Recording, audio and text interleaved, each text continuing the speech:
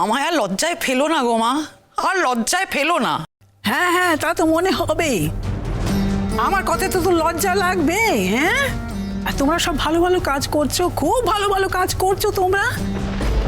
আমার এখন ভয় হয়, জানিস তো, আমার এখন ভয় হয় তুই তো বৌদি থেকে কোনো কুশিক্ষা শিখে নিস। আমার না আর কুশিক্ষা শেখার বয়স নেই গো। যাও না, অনেক তো হয়েছে, পুজো আচ্ছা নিয়ে থাকো না। সারাটা জীবন যা করেছো তাই করো। খুব তো বড় বড় কথা বলেছিলে মা।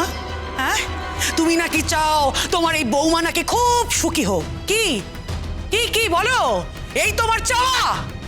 আমি তো বলেছি, আমি তো চেয়েছিলাম, আমি তো বলেছিলাম যে আমি চোখ বুঝে থাকবো, কিচ্ছু দেখবো, চোখ বুঝে থাকবো। এ বাড়িতে থাকুক, যেমন চলছে চলুক, সম্পর্ক থাকুক, বলেছি তো আমি। না, কেন? আমরা কি অন্যায় কিছু করেছি, অবৈধ কিছু করেছি নাকি? আমরা কি হেলাফেলার মানুষ নাকি যে চোরের মতন লুকিয়ে সম্পর্ক করতে হবে? আমরা কোনো কাজ অন্যায় করিনি, আমরা কোনো সম্পর্ককে কলুষিতও করিনি। আমাদের শুধু মনে হয়েছে যেদিন আমাদের সম্পর্কটা পরিপূর্ণতা পেয়েছে সেদিন আমরা স্বামী স্ত্রীর বন্ধনে আবদ্ধ হয়েছি। আজকে যদি আমাদের সম্পর্কটাকে আমরা বৈধতা না দিতাম, যদি আমরা বিয়ে করার সিদ্ধান্ত না নিতাম, আমায় ভিক্ষাপাত্র নিয়ে বুবলাইয়ের কাছে দাঁড়াতে হতো ওর মায়ের দেখাশোনা করার জন্য, ওর ক্রাইসিসে থাকার জন্য। ভিক্ষে চাইতে হতো সন্তানের কাছে, মায়ের সন্তানের কাছে। এই মানুষটাকে তো তোমরা মোটামুটি শেষ করেই এনেছিলে।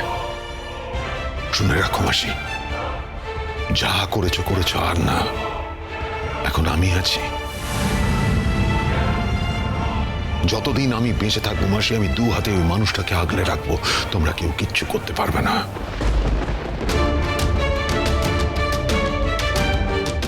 আমি জানি যে মানুষ একা, তাকে একা কতটা কষ্ট ভোগ করতে হয়, তার লড়াই কতটা কঠিন। তুমি কোনোদিন বুঝবে না মাসি। তুমি তো কমলিনীর মতন বৌমা পেয়েছিলে না, খুরচির মতো একজন সন্তান পেয়েছিলে তুমি।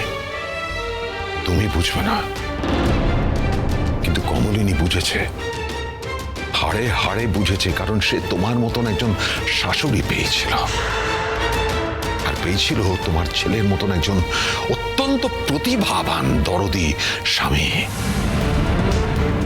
তাই সে কতটা ভালো ছিল সে প্রতিটা মুহূর্তে বুঝেছে।